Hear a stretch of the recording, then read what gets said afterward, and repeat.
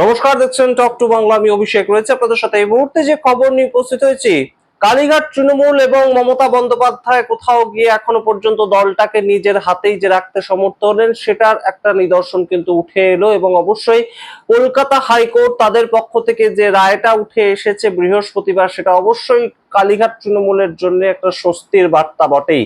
এবং অবশ্যই জাস্টিস সুগত ভট্টাচার্য তিনি যেভাবে কোথাও গিয়ে কটাক্ষ করেছেন কলকাতা পুলিশ থেকে শুরু করে তাদের ভূমিকা, এবং অবশ্যই তার সঙ্গে যিনি পিটিশনার ছিলেন, যিনি মামলাকারী ছিলেন, তাকে সবাইকে কিন্তু অবশ্যই এই সামগ্রিক প্রেক্ষাপটে একটা কটাক্ষের মুখোমুখি পড়তে হয়েছে কলকাতা হাইকোর্টের সূত্র ধরে। এবং অবশ্যই সলিসিটর জেনারেল তুষার মেহতা তিনি কিন্তু দাঁড়িয়েছিলেন এই কালীঘাট তৃণমূলের বিরুদ্ধে, এবং অবশ্যই কালীঘাট তৃণমূলের পক্ষে অভিষেক মনু সিংভি তিনি দাঁড়িয়েছিলেন। সম্পূর্ণটা একটা অবশ্যই গুরুত্বপূর্ণ প্রেক্ষাপট তৈরি হয়। এবং 19শে জুন কলকাতা পুলিশের পক্ষ থেকে কিন্তু অবশ্যই তৃণমূল কংগ্রেসের যে তিনখানা ব্যাংক অ্যাকাউন্ট সেটা ফ্রিজ করে দেওয়া হয়েছিল। কিন্তু অবশ্যই এই মুহূর্তে যেটা খবর উঠে আসছে যে একজন স্পেশাল অবজারভার, স্পেশাল অফিসার নিযুক্ত করা হয়েছে কলকাতা হাইকোর্টের পক্ষ থেকে। তিনি একজন প্রাক্তন বিচারক, এবং তার তত্ত্বাবধানে এই মুহূর্তে নিজেদের টাকা তারা নিজেরা কিন্তু ইউজ করতে পারবে, অন্তত তার জন্য কিন্তু পারমিশন দেওয়া হয়েছে কলকাতা হাইকোর্টের পক্ষ থেকে। তবে ডেটও ফিক্স করে দেওয়া হয়েছে, 30শে সেপ্টেম্বর পর্যন্ত এই আদেশ কিন্তু বহাল থাকবে। তার পরবর্তীতে এই কেস নিয়ে পরবর্তী যা ডিটেলস বেরিয়ে আসবে, পরবর্তী যা যা সার্কামস্টেন্সেস থাকবে, সেই অনুযায়ী কিন্তু পরবর্তী অর্ডার বেরোবে। তবে অবশ্যই এই মুহূর্তে ঋতব্রত তৃণমূল কংগ্রেস তাদের পক্ষে একটা বড়সড় ধাক্কা, এবং অবশ্যই কালীঘাট তৃণমূল কংগ্রেস তাদের পক্ষে একটা স্বস্তির বার্তা কিন্তু এই মুহূর্তে উঠে আসছে। সম্পূর্ণটা বিস্তারিত বলবো, এবং অবশ্যই বলবো যে কিভাবে কলকাতা হাইকোর্টের মাননীয় বিচারপতি তিনি সরাসরি একদম কটাক্ষ করেছেন, যিনি এই সম্পূর্ণ এফআইআরটা লঞ্চ করেছিলেন যে তৃণমূল কংগ্রেসের অ্যাকাউন্টটাকে ফ্রিজ করে দেওয়া হোক সেই বিষয়টা নিয়ে। এবং সামগ্রিক বিষয় পুলিশের যে তৎপরতা সেটাকে নিয়েও কিন্তু প্রশ্ন করেছেন প্রধান এই কলকাতা হাইকোর্টের বিচারপতি। সম্পূর্ণ রাখবো আপনাদের সামনে। তার আগে অবশ্যই টক টু বাংলা ইউটিউব চ্যানেলটাকে সাবস্ক্রাইব করে দিন।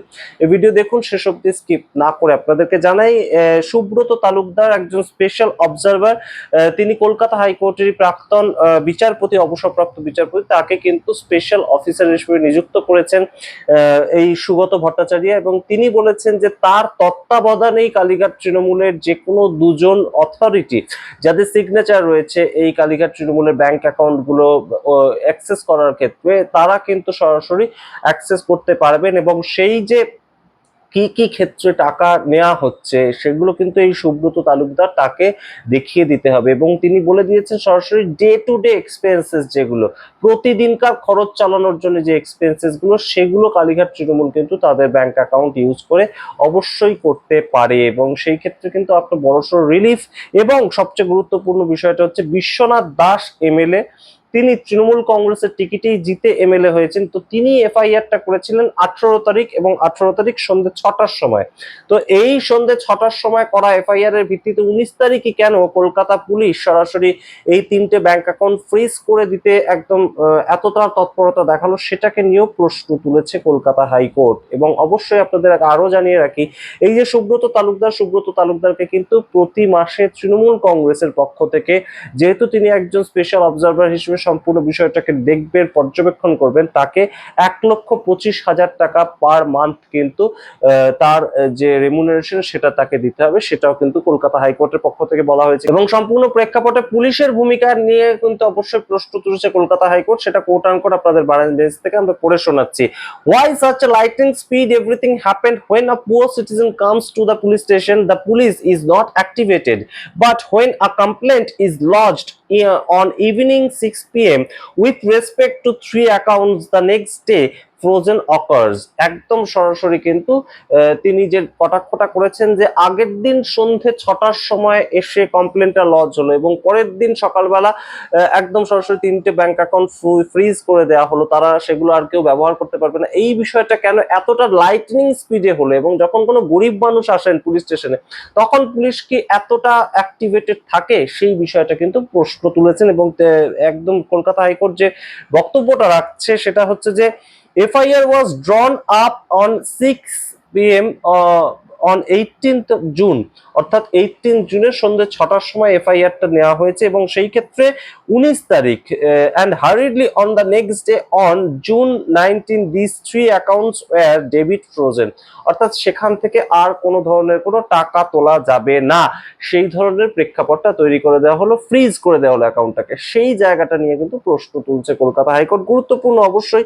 এবং অবশ্যই যে লাইটনিং স্পিডে একদম আলোর থেকেও যে বিদ্যুৎ গতিতে কাজটা করলো তারা কলকাতা পুলিশ, সেটাকে নিয়ে প্রশ্ন উঠেছে। এবং অন্যদিকে বিশ্বনাথ দাস যিনি এই কমপ্লেনটা এফআইআরটা লঞ্চ করেছিলেন তাকে নিয়েও প্রশ্ন উঠেছে, তার অপরচুনিজম, সেই ধরনের একটা কোট আনকোট শব্দ ব্যবহার করেছে কলকাতা হাইকোর্ট।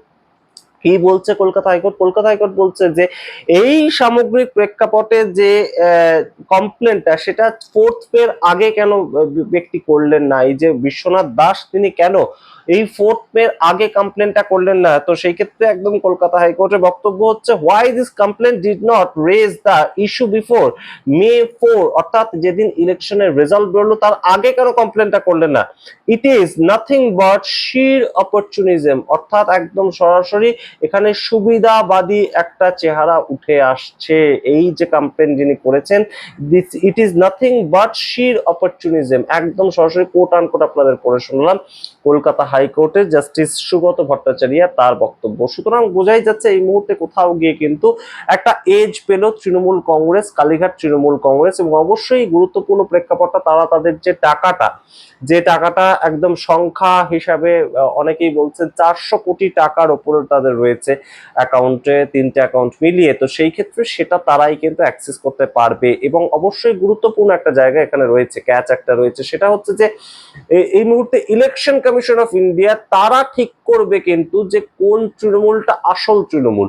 তো সেটা যতক্ষণ না পর্যন্ত ইলেকশন কমিশন অফ ইন্ডিয়া ঠিক করে দিচ্ছে ততক্ষণ পর্যন্ত কিন্তু এই অর্ডারটা একটা ইন্ট্রিম অর্ডার হিসেবে কাজ করছে।